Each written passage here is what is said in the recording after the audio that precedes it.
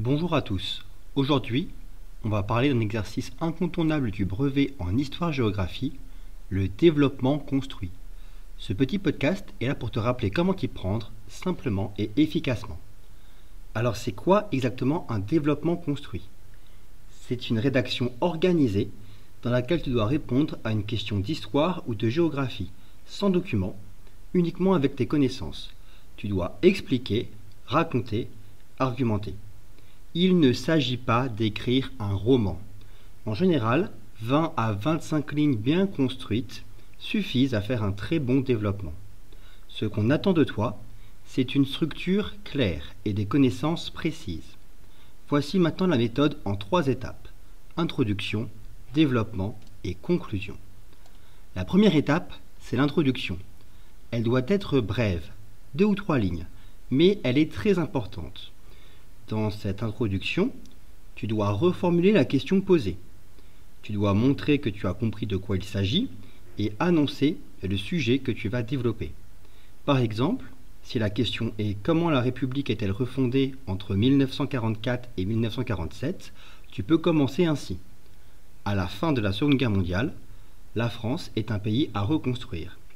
Nous allons voir comment, entre 1944 et 1947, la République a été refondée à travers des réformes politiques et sociales. La deuxième étape, c'est le développement. C'est le cœur de ton travail. Il faut rédiger 2 ou 3 paragraphes bien construits, avec les idées claires et des connaissances précises. Quelques conseils peuvent t'aider.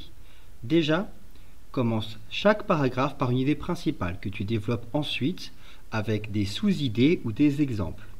Utilise des dates, des personnages, des lieux et des notions que tu as vues en classe. N'hésite pas à expliquer les mots importants comme sécurité sociale, guerre froide ou plan Marshall.